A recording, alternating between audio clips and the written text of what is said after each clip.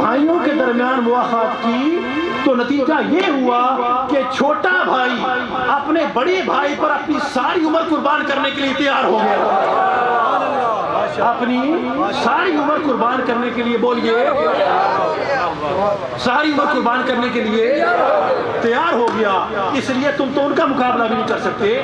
جبرائیل میکائیل جاؤ اور علی کے پاس جاؤ اور میری مبارکباد اسے دو اور سلام بھیجو اور درود بھیجو، وہ حکم خدا لے کر آتے ہیں۔ توجہ ہے آپ کی؟ اور جبرائیل سر کی طرف کھڑے ہوتے ہیں، میکائیل پاؤں کی طرف کھڑے ہوتے ہیں اور جناب علی کو پر سلام پڑھتے ہیں، ان پر درود پڑھتے ہیں اور مبارکباد دیتے ہیں کہ علی مبارک ہو تجھے، اللہ عرش پر آج تیرے نام کا ذکر کر رہا ہے، تیرے نام کا چرچا کر رہا ہے۔ جب مبارکیں دے دی، سلام دے دیا، درود دے دیا، تو جبریل امین پھر خدا کا پیغام لے کر جناب مصطفیٰ کریم کی بارگاہ میں مدینے میں حاضر ہوئے اور عرض کیا کہ آپ کو مبارکباد پیش کرتا ہے اللہ، اور سلام بھیجتا ہے آپ پر اور درود بھیجتا ہے، اور فرماتا ہے کہ وَمِنَ النَّاسِ مَن يَشْرِي نَفْسَهُ ابْتِغَاءَ مَرْضَاتِ اللَّهِ، کہ اے نبی لوگوں میں آپ کا برادر علی ایسا ہے جو سوتے ہوئے رب کی رضا کو خریدتا ہے اور اپنی جان کو بیچتا ہے، وہ اپنی جان کو بیچتا ہے اور رب کی رضا کو خریدتا ہے۔ توجہ کیا آپ نے؟ تو نبی کے لیے حکم ہے کہ حضور نیند میں ہے پر اپنے منصب پر ہیں، اور جناب حیدر کرار کا مقام کیا ہے کہ وہ نیند میں ہیں، سوئے ہوئے ہیں پر جان کو بیچتے ہیں، خدا کی رضا کو خریدتے ہیں، یعنی تجارت کرتے ہیں کس سے؟ خدا کے ساتھ۔ تو پھر کہہ سکتا ہوں نا کہ جو نیند میں خدا کی وحی کو پائے وہ ہے محمد مصطفیٰ، اور جو نیند میں خدا کی رضا کو پائے وہ ہے علی مرتضیٰ، وہ ہے علی مرتضیٰ۔ تو سرکار کا عالم تو ہے کہ حضور نیند میں بھی منصب پر قائم ہیں اور اپنے منصب کی ڈیوٹیاں انجام دیتے ہیں، اور شاہ ولایت کا بھی یہ مقام میں نے پیش کیا آپ کے سامنے کہ آپ بھی نیند میں ہیں پر اپنے خدا کے ساتھ تجارت کرتے ہیں۔ توجہ ہے آپ کی؟ توجہ ہے آپ کی؟ تو یہ اس انداز سے حضور کا قلب عطر بیدار ہے کہ حضور اگر سوتے بھی ہیں تو اپنے منصب پر قائم رہتے ہیں۔ بولیے حضور اگر سوتے بھی ہیں تو اپنے منصب پر بولیے قائم رہتے ہیں۔ اب اسی ضمن کے اندر آپ اگلی حدیث کو سماعت فرمائیے۔ آپ تھک تو نہیں گئے؟ تھک بھی جاؤ، میرا کیا جاتا ہے، ہم نے تو بات کرنی ہے، لیکن یہ گفتگو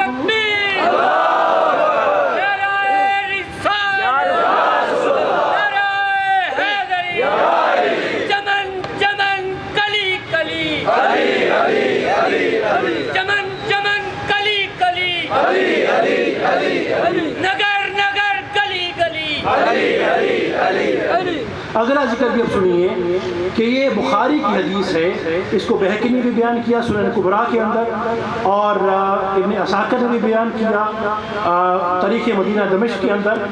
اب یہ حدیث صحیح ہے، اس کو بھی سنیے۔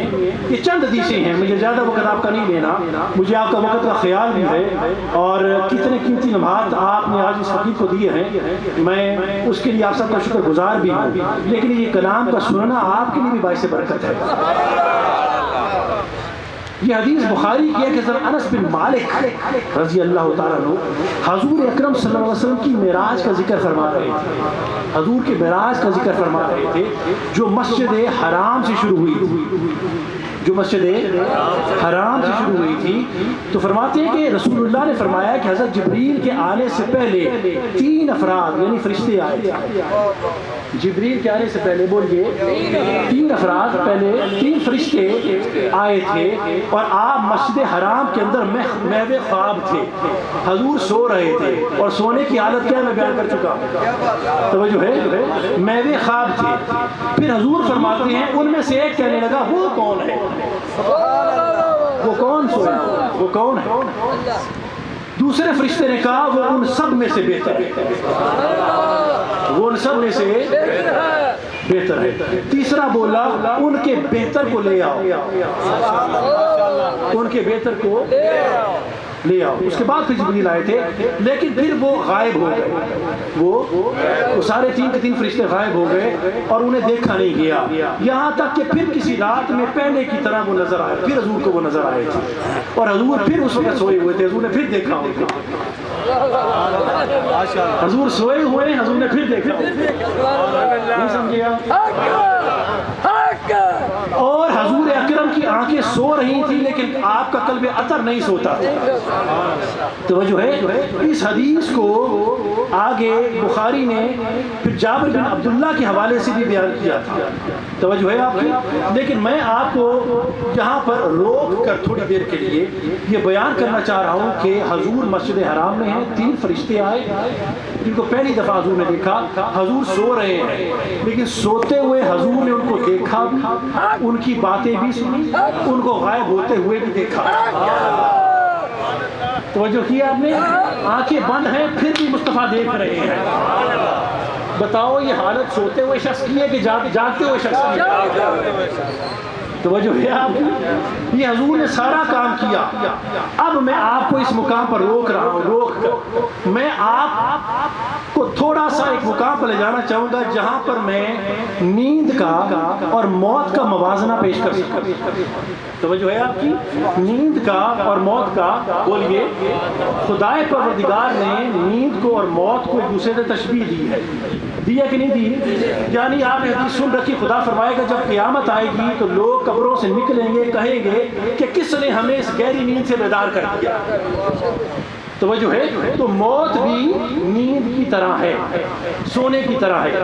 اسی لیے میں آپ کو سورہ زمر کی آیت تقریباً 42 پر لے جانا چاہوں گا جہاں پر میرے اللہ نے ارشاد فرمایا کہ اللہ یتوفی الانفس حین موتها والتي لم تمت في منامها فيمسك التي قضى عليها الموت ويرسل الاخرى الى اجل مسمى. یعنی خدا پروردگار فرماتا ہے, یہ بہت اہم نکتہ ہے میرے لڑکے میرے نوجوان ذرا خاص طور پر سنیں اسے. خدا فرماتا ہے کہ اللہ تمہیں 2 مقامات پر فوت کرتا ہے, وفات دیتا ہے. کیا؟ تمہیں 2 دفعہ وفات دیتا ہے. ایک جب یہ میں قرآن کا ایک ترجمہ پیش کر رہا ہوں. ایک جس وقت وہ تمہیں موت دیتا ہے, قبر میں اتارنا ہوتا ہے, اس وقت تمہیں وفات دیتا ہے. توجہ ہے آپ کی. آپ کو فوت کرتا ہے اس وقت کرتا ہے. دوسرا وہ آپ کو وفات کب دیتا ہے؟ جب آپ سوتے ہو, نیند میں جاتے ہو, اس وقت بھی اللہ آپ کو فوت کرتا ہے. یہ قرآن کی آیت ہے, یہ میرے جملے نہیں ہیں. کا 2 مرتبہ کرتا ہوں. ایک مرتبہ جب تمہیں قبر میں اتارنا ہوتا ہے تمہیں فوت کرتا ہوں. دوسری مرتبہ جب تمہیں سونا ہوتا ہے میں تمہیں فوت کرتا ہوں. اور اس وقت کیا کرتا ہوں؟ خدا فرماتا ہے, یہ آیت کا اگلا حصہ ہے, کہ میں ان کے نفس کو نکال لیتا ہوں. دونوں کے نفس کو نکالتا ہوں. جس کو موت دینی ہوتی ہے اس کے نفس کو بھی نکال لیتا ہوں, جس کو سلانا ہوتا ہے اس کے نفس کو بھی نکال دیتا ہوں. آپ سمجھتے ہو کہ صرف نفس پر موت آتی ہے؟ نہیں, نیند بھی نفس پر آتی ہے. نیند کس پہ آتی ہے؟ بولیے, بولو نا یار. نیند بھی نفس پر آتی ہے. تو اللہ دونوں ہاتھوں میں نفس کو نکالتا ہے. پھر اگلا جو جملہ ہے وہ مزید اس کی تعریف کرتا ہے کہ جس کو اللہ نے قیامت تک کے لیے سلانا ہوتا ہے اس کے نفس کو واپس نہیں کرتا. جس کو موت دینی ہوتی ہے اس کے نفس کو واپس نہیں کرتا قیامت تک کے لیے. اور جس کو اس نے اٹھانا ہوتا ہے نیند سے اس کے نفس کو واپس کر دیتا. توجہ کیا آپ نے؟ اس کا مطلب ہے کہ اللہ 2 مرتبہ آپ کے نفس کو نکال دیتا ہے. سن لیا آپ نے میری بات؟ اچھا, اب چونکہ آپ کا نفس آپ کے پاس نہیں ہوتا, آپ خدا نے مثال دی ہے نا, موت کو نیند سے مثال دی ہے, تو آپ کا نفس آپ کے پاس نہیں ہے.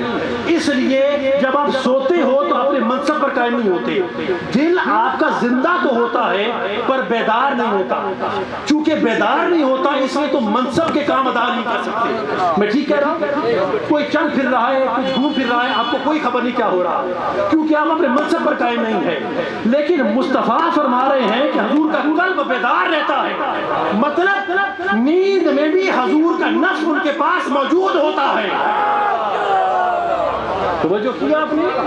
قلب بیدار ہے. کیوں بیدار ہے؟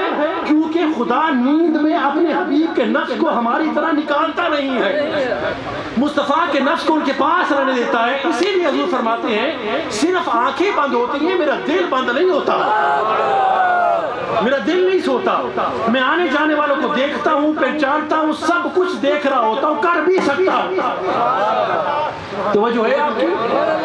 تو یہ ہے مصطفیٰ کا اور ہماری نیند کا موازنہ۔ ہمارا نفس خدا نکال لیتا ہے صبح تک کے لیے، جب تک بھی ابھی سونا ہوتا ہے، مصطفیٰ کے نفس کو نہیں نکالتا۔ تو جس طرح سے نیند کے اندر ہمارا اور نبی کا معاملہ ہے، اسی طرح سے خدا نے موت کو نیند سے شبیہ دی ہے۔ تو جس طرح سے نیند کا معاملہ ہے ویسے ہی موت کا معاملہ ہے۔ جب ہم پر موت آتی ہے تو خدا پروردگار ہمارے نفس کو نکالتا ہے، ہم اپنے منصب پر قائم نہیں رہتے۔ قبر میں نئی زندگی تو مل جاتی ہے پر اپنے منصب پر قائم نہیں رہتے، قلب ہمارا سو جاتا ہے، بیدار نہیں رہتا۔ لیکن خدا پروردگار موت میں بھی جب اپنے حبیب پر لاتا ہے تو حضور کے نفس کو نکال کر واپس لوٹا دیا۔ حضور نے فرمایا اللہ نے مجھ پر میری روح کو واپس لوٹا دیا۔ روح اور جسم کو جوڑ کر رکھنے والا رشتہ نفس ہے۔ روح اور جسم کو جوڑ کر رکھنے والا رشتہ بولیے نفس ہے۔ تو اگر روح واپس آئی ہے تو مطلب نفس قائم ہے۔ توجہ ہے آپ کی؟ تو حضور کا نفس حضور کے پاس موجود ہے، جس بنا پر توجہ ہے، جس بنا پر مصطفیٰ قبر میں بھی اپنے منصب پر قائم ہیں۔ توجہ کیا آپ نے؟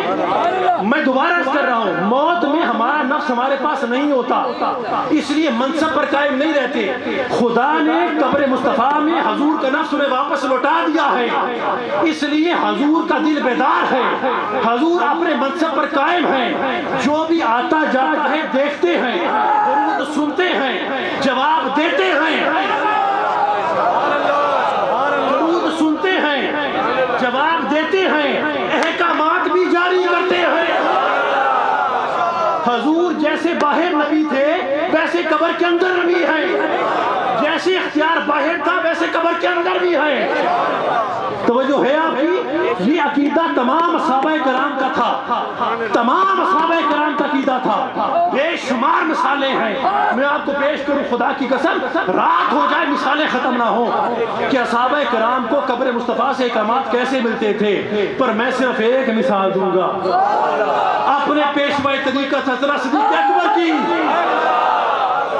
سیدنا صدیق اکبر کی میں آپ کو مثال دوں گا۔ اگر میرے صدیق کو یہ یقین نہ ہوتا کہ مصطفیٰ قبر میں زندہ ہیں، احکامات جاری کرتے ہیں، تو صدیق یہ کیوں کہتے کہ جب مجھے موت آئے تو میرے جسم کو اٹھا کر حجرہ مصطفیٰ کے باہر رکھ دینا، حضور کی چوکھٹ پر رکھ دینا، اور سوال کرنا کہ اجازت ہے؟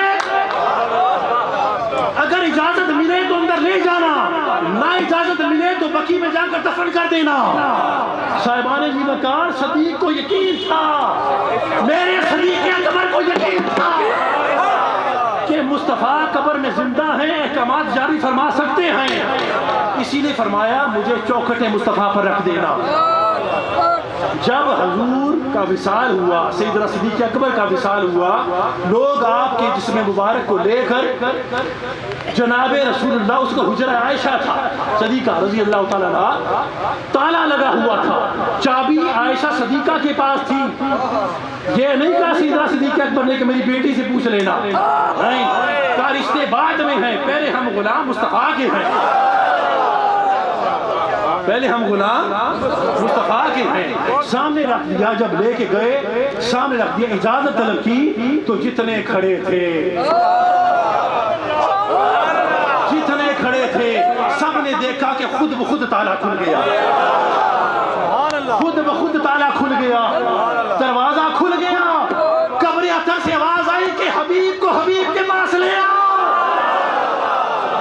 یار کو یار کے پاس لے آؤ، میں تو کب سے انتظار کر رہا ہوں۔ توجہ ہے آپ کی؟ تو صدیق اکبر کا کا یقین تو محکم ہے کہ مصطفیٰ قبر میں سے احکامات جاری فرماتے ہیں. اصحابہ کرام نے بھی دیکھا. تمہارے لیے میرے لیے یہ پیغام ہے صاحبو میرے دوستو بھائیوں, یہ کنڈی کیسے کھل گئی؟ اگر بندہ سو رہا ہے قبر میں تو کنڈی کیسے کھل گئی؟ قبر میں سے آواز کیسے آئی؟ سب نے کنڈی کو کھلتے ہوئے دیکھا کیسے؟ آواز کیسے سنی؟ یہ سب جاگتے ہوئے انسان کی کیفیات ہیں. سو صاحبان ذی وقار, تمہارا میرا یہ پیغام اس درس حدیث میں اس ایمان کے ذیل کے اندر حضور کے قلب اطہر سے متعلق یہ ہے کہ تم اس پر ایمان رکھو کہ مدینے میں جو لیٹا خدا کا یار